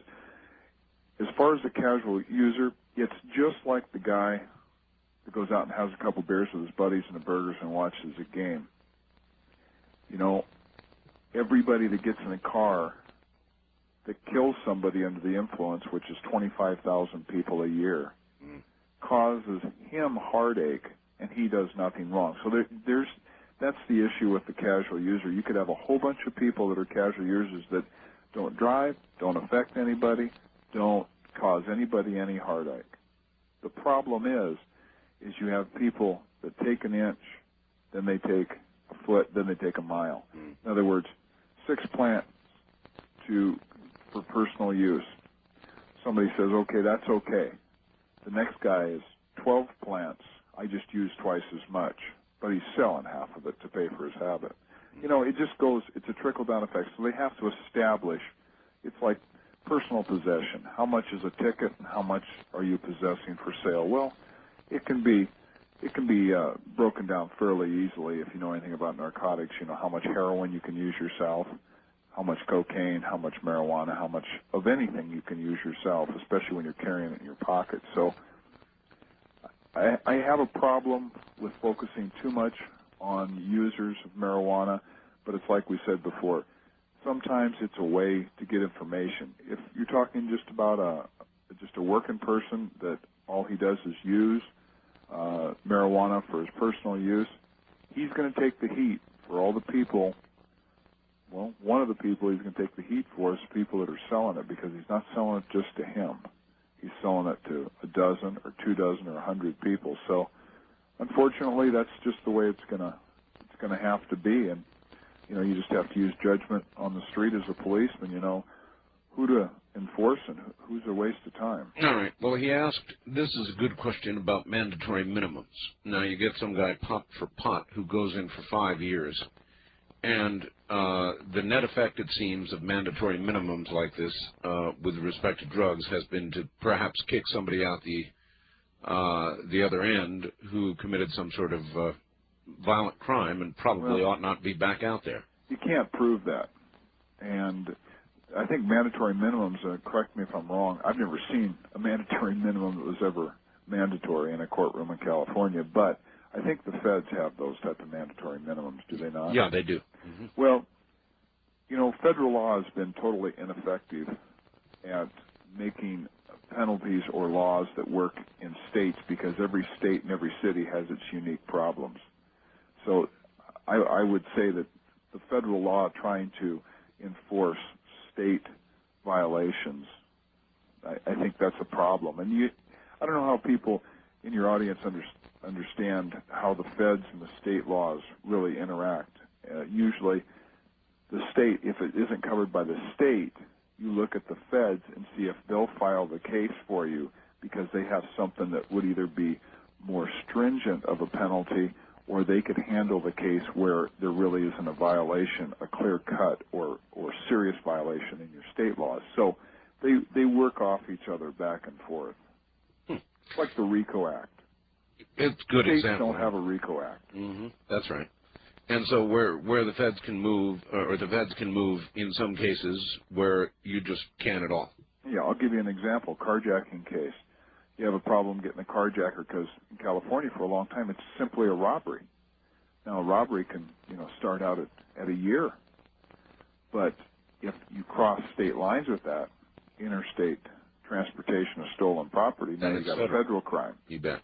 So it's used both ways, and I think that's the problem with. I think it is kind of ridiculous.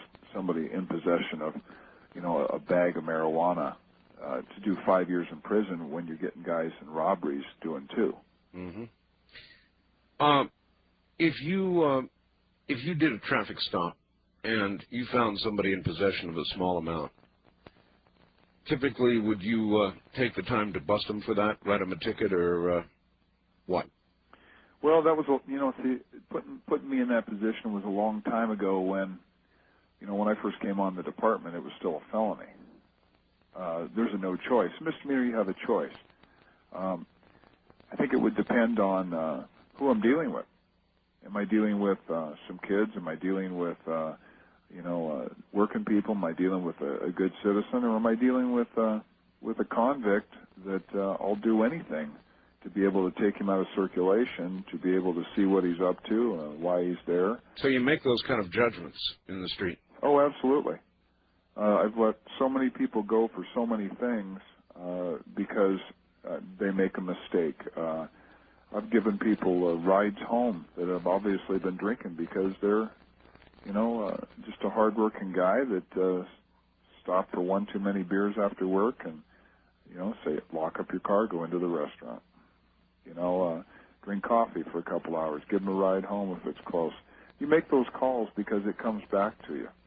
That guy might see a cop someday getting the hell kicked out of him and help him because somebody helped him at one time. So, it works both ways. On the other hand, you see some guy I know is on parole that's had 3 beers and he's driving a car and it might be a busy night. Well, I've got a parolee here that's on parole for robbery, and I have an opportunity to take him to the station, shake him down, see what's going on, see what he's doing, call his parole officer, get a parole search on the car, parole search on his apartment. I'm going to do it. The King case. Your take on the King case. Rodney King? Yeah. Well,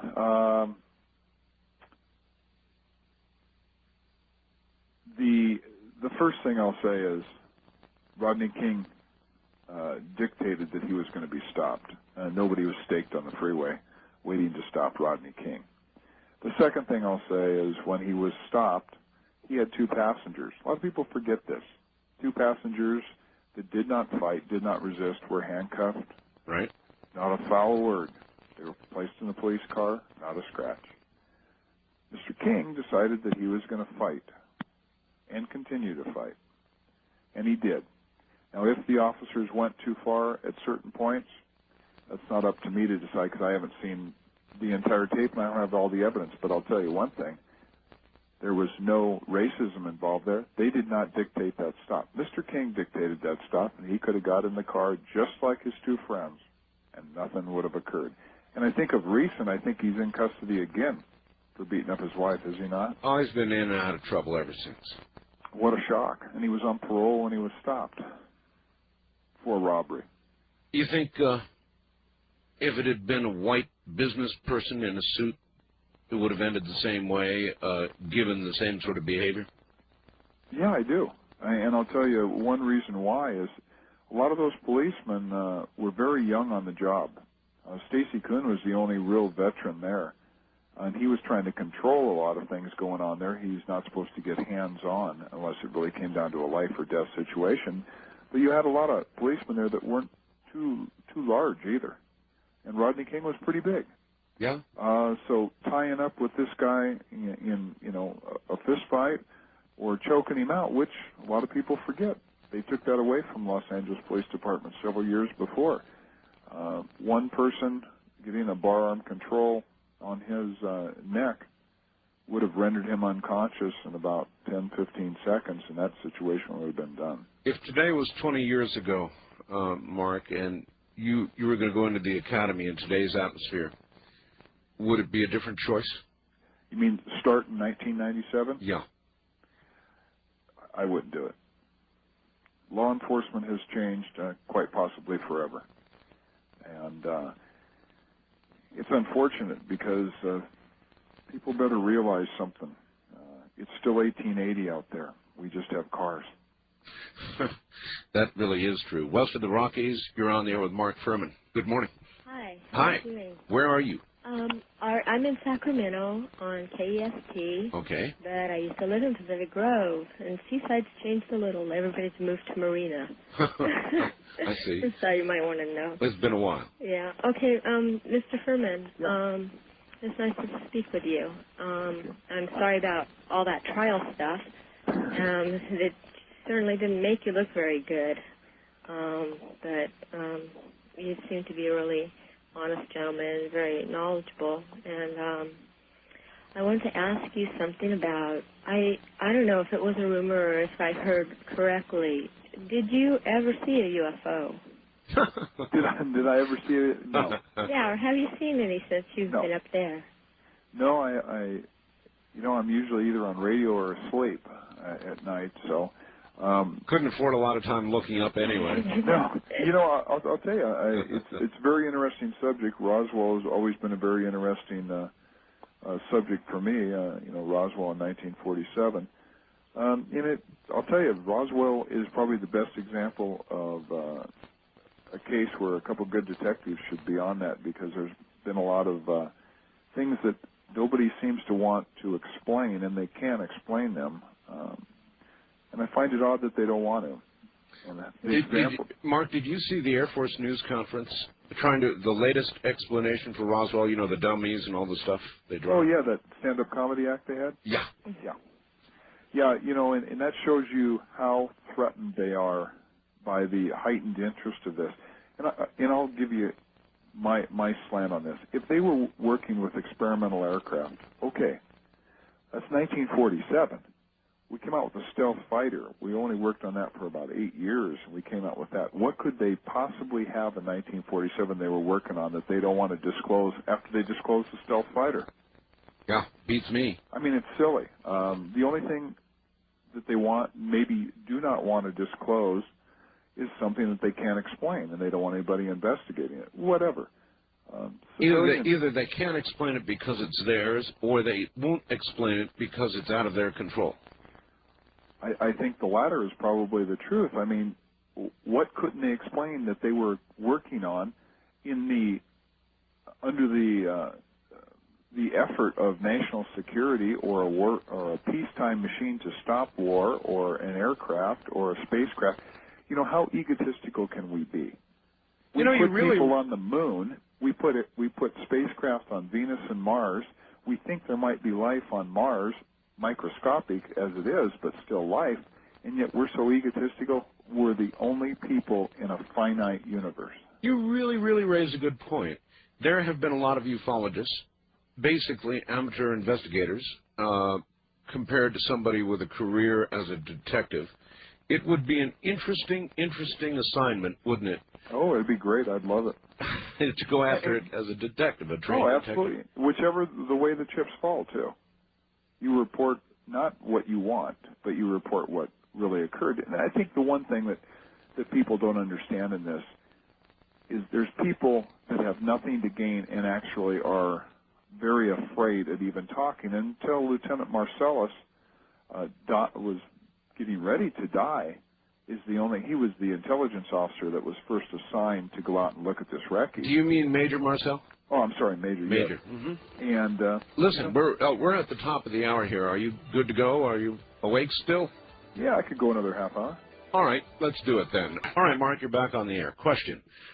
In the police force, particularly LAPD, and you can probably comment now that you're gone, I was in the Air Force, and it was widely understood and known in the Air Force that if somebody didn't like you and they wanted to come after you, they would keep coming until they got you.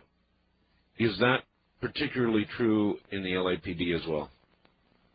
Well, yeah, I think any big organization, you have people that you work for that protect you.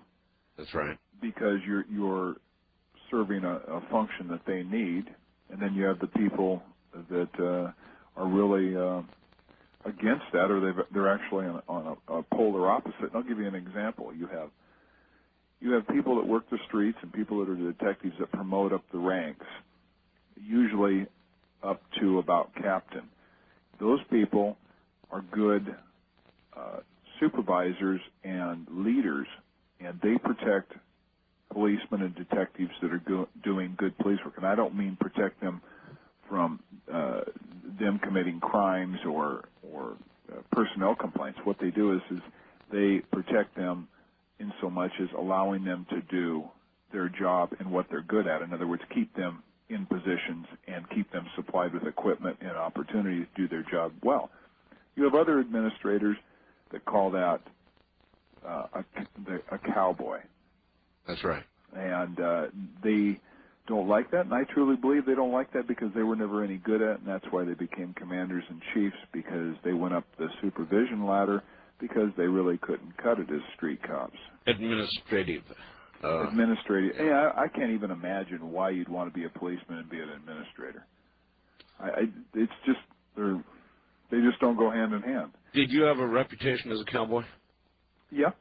I think I was, I'm not going to say I was pretty much by the book, but still I used a lot of imagination, and surveillances and interrogation and different ways to catch people and, analyze crime trends. And I went out there, and if somebody was going to mix it up, I never backed away. So that isn't a macho thing. That's what we're supposed to do. And no, it's not even what we're supposed to do. We can't do anything else. You just don't have policemen backing away from a situation where there's, shooting or a fight. You spent a lot of time sitting there getting chewed out? No, quite the opposite. I had 55 commendations. I had supervisors that asked me to work for them. I had units that wanted me to work for them. But then again, these are people that wanted police work done, and they really didn't care about some silly program that some political administrator came up with that make him look good at a Chamber of Commerce luncheon. You know what I mean? Yeah, I know exactly what you mean, yeah. All right, with limited time, let's go to line one. You're on the air with Mark Fuhrman. Good morning. Good morning. Where are you? Where are you, sir? Michael, I'm calling you from Portland, Oregon. Portland, all right. Yes. Nice town. I have some questions for you, Mr. Fuhrman. First of all, there are a couple of organizations. One is called Men Against Women, and another is called White Anglo-Saxon Police. These are supremacist organizations. They're what? white supremacist organizations. Oh, and where do they exist? My information is that there are law enforcement officers that are members of these organizations. And did you once comment regarding WASP, which is the acronym for White Anglo-Saxon Police? Did you once comment, I am the Grand Dragon, I am the Hood? That was White Anglo-Saxon Protestant, sir. Well, no, that's the normal acronym, White Anglo-Saxon Protestant. But this organization is also called WASP, okay, and so White Anglo-Saxon Police. And your question was, did he comment what? Did you once comment that you, regarding your possible, alleged association with this group, I am the Grand Dragon, I am the Hood? Oh, absolutely. You did? Oh, yes. That was in the screenplay tapes for a fictional screenplay, and I'll bet you never guess what the name of the screenplay is. It's copyrighted. What is the name? Men Against Women. What a shock. Where did most of your information come from, sir? The media? Pardon me? Where did most of your information come from? The My media? information comes from an excellent, exhaustive researcher. Who? By the name of Dave Emery, who interviewed 3 authors of books about you, about the Simpson case. I'd love to know what authors, because there's been no author of any book that even is. All right, hold on, sir. Let Mark finish. You know what's interesting is a lot has been written about me, and nobody's asked me. In fact, nobody's even asked one of my partners. In fact, nobody's even asked one of my supervisors. In fact, if one of these authors would be, let's see, we'll probably Jeffrey Toobin, who never talked to me. I'm sorry, it's hard to hear you here. Well, the point is you have no information, absolutely none. You just have people that want. My information comes from this interview with these authors. I'm merely asking you this question. But they're quoting something that he said in his screenplay. All right. Let me see. Did you ever plant drugs and or money on people, primarily people of color? Sir, everything you're talking about is in a fictional screenplay research tape to give a woman stuff to write about that had no idea what went on in the TV police episodes, let alone the real street. All right. Well, we'll leave it there. Obviously, it came from the screenplay. You wanted to say something earlier about your partner, and you said there's a lot that could be said about your partner that never came out. Oh, I mean, you look at Brad Roberts. Brad Roberts is with me, sees a bloody finger. Brad Roberts goes to Rockingham with me after I return to Bundy momentarily to inspect the one glove there. He goes back. He finds, I explain everything that had occurred at Rockingham. He looks into the Bronco, and now because the sun had come up, he finds blood in the Bronco. We call Phil Van Adder over to the Bronco. He sees it, gets very excited. Brad Roberts finds the blood trail. I'm finding the blood trail. Brad Roberts and I find the blood in the foyer. Brad Roberts and I find the knife box upstairs by the bathtub. Brad Roberts and I see the black socks at the end of the bed at about 7:30, 7:45 in the morning. Brad finds the black sweats in the washing machine. Brad Roberts finds a blood transfer on the maid's half bath, just feet from the washing machine. Is that right? Well, if all of that is true, how can a passionate, and she certainly seemed passionate, Marcia Clark, not want to put Brad Roberts up there to back up every word you said? Well, I think I'll answer it with some questions. Did Phil Van Adder find the blood inside the Bronco? I'm going to tell you right now. I'm standing there when the blood's found. He did not. If he found it before that, okay, that's fine. Kind of sounds like two independent observations and conclusions by two experienced veteran detectives is even more powerful than one, is it not? But the problem is once Brad Roberts and I have all this evidence that we found, they have no more thunder. Brad Roberts also talked to O.J. Simpson before anybody did. And he made statements about what's going on here. And Brad finally says, well, there's a blood trail that leads from Bundy right up here. He starts hyperventilating and sweating and saying, oh, man, oh, man, oh, man, just chanting it. Really? I had Brad Roberts immediately after O.J. Simpson left with Phil Van Adder. I said, Brad, go in and write down everything he said right now. Uh-huh. That is in the homicide book. That is in the homicide book that the defense has also. And don't think that everything that I said the defense doesn't know. They knew it before my book came out. That's what made them so fearful. If the prosecution would have played the case down the line, the way things happen, instead of taking detours around things that they didn't want to deal with because of Van Adder's mistakes, this would have went down, and then at least we would have presented the case and done the investigation. Unquestionably, guilt. And whatever the jury did then, that's their business.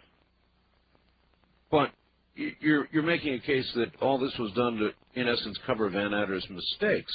Well, I'll tell you this. Wasn't it way beyond that in importance? Well, you know, we have to look. Who sets the wheels in motion? I'm going to give you a little hint on the paperback version of my book. All right. In the second search warrant, on June 28th, we go back to search for what? Black sweats?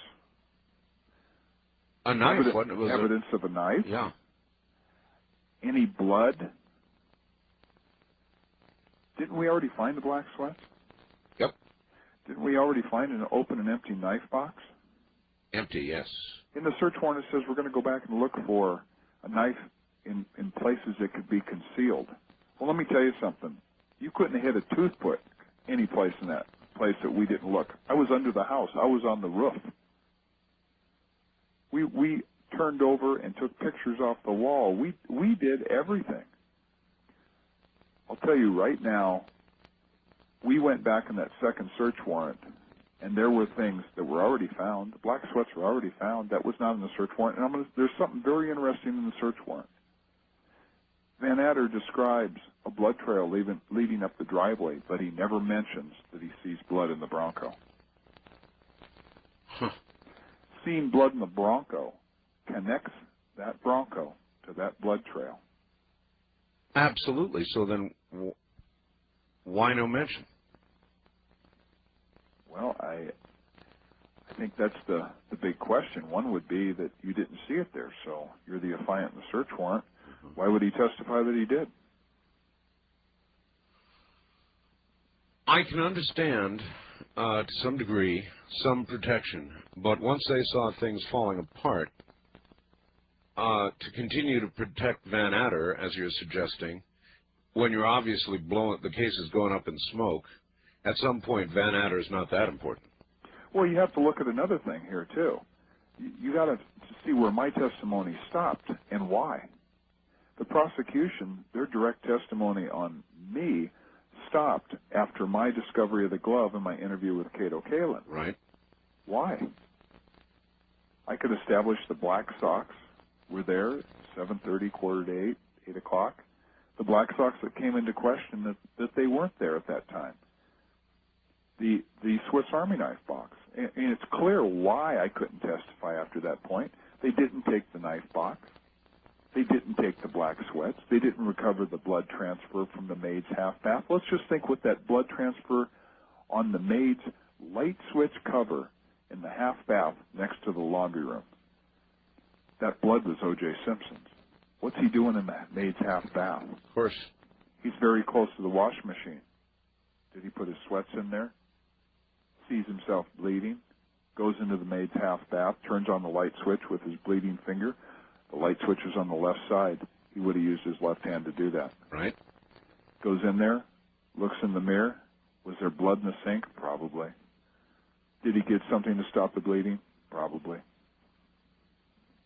But we could have put him in a maid's half bath next to those sweats. Well, I'm looking. Absolutely damning it. And the knife box. People say, but you didn't have the knife. It's more powerful. Just days before the murder, he's back in Connecticut getting samples of Swiss Army knives. He makes a statement to a driver, a limo driver, that he displays one of the bigger knives and says, you could hurt somebody with this, you could even kill somebody. That driver takes a polygraph days days before the second search warrant is written. None of this is in the second search warrant. He passes the polygraph. Now look what you have. You have this statement combined with him absolutely obtaining, possessing, and displaying and making this statement. Now you have, on the very day his wife is murdered, a knife box that came from that corporation in Connecticut that driver saw missing. That's more powerful than finding the knife on the road with no fingerprints and the blood of both victims. Because, Mr. Simpson, where's the knife that goes in the box? How are you doing living with all this now? Oh, I'm fine. I didn't do anything wrong. I understand, but I mean, it must be, it's a terribly frustrating end to a career, knowing what you know. It's terribly frustrating. I mean, you must roll this over 1,000,000 times, or did all that training of all those 20 years of being able to put something behind you, is that with you now and aiding you now? Well, you know, I'll never be able to put this behind me, but, you know, what I feel in my heart, and the same thing as Brad Roberts and Ron Phillips feels, you know, we did everything right that day. We gave them everything on a silver platter. What they did with it, they threw it in the garbage. We did nothing wrong. And, you know, I wonder how Phil Van Etter feels about the mistakes he made. You know, I'm not somebody to beat somebody to death with something, and I think I would have been kinder and a little more objective with him, and maybe a little more forgiving if he just would have admitted some mistakes. Have you ever talked to him about it? No, they won't. They won't debate with me. They won't go on the same TV show. But, you know, it's not surprising that they tried to attack me when I came out with the book, and every TV show they went on, they had a different story, because every time they came up with something, I had something that I was holding back that I destroyed them with, and they had to change the story again. Okay, well, Los Angeles has been listening carefully to this, I'm sure, this morning. We're on KBC down there. If Phil Van Etter would like to come on and debate you at some point in the future, sure. You're up No for problem. that. You're up for it, huh? Sure. All right. We're almost out of time. Wildcard Line, you're on the air. Good morning. Hello? Hello. You're on the air with Mark Fuhrman. Gee, Art Bell, I didn't realize a person had to hold so long to get on your show. How you doing, Mark Fuhrman? Good. How are you? Okay. He's popular. Hey, you know, I've been listening to most of your interview, and along with a lot of other people, I always thought O.J. Simpson was guilty, and I think it was a damn shame that you were made a scapegoat on that. And, you know, what else happens when you take a pile of money, a big pile, and hide the truth somewhere behind it? Isn't that the truth? Yeah, actually, during the trial, what I said was that I thought that there was enough money there that he actually purchased reasonable doubt. Absolutely. And as far as somebody saying the N-word, hey, you know, you can poll any 1,000 people of different ethnic or origin and ask them if they've ever called somebody that was different, you know, an ethnic slur. And, I mean, if they were honest, hey, you know, whatever. But I just want to let you know, how do you like the northern Idaho area? Well, you know, it's great. I grew up in western Washington, so this is like returning home to me. So it's great, and I'm having a great time up here. Are you among friends? Oh, yeah. I'm among friends any place I go. It's a big retirement community for police, isn't it? Oh, I don't mean friends like that. I mean just everybody I meet. I make friends in every city I go. Well, all different kinds of people. So you're happy there? Oh, yes, absolutely. All right. Well, listen, the half hour is over. I wish it wasn't. I could go on, but why don't we let this one hang in the air, and maybe I'll get a fax or something from Mr. Van Etter. That's fine. If you get that, make sure it's the gloves are off. And tell him that. All right. You got it. Okay. All right. Thanks a lot, Art. Thank you, Mark, and take care. You too. All right. That's Mark Fuhrman.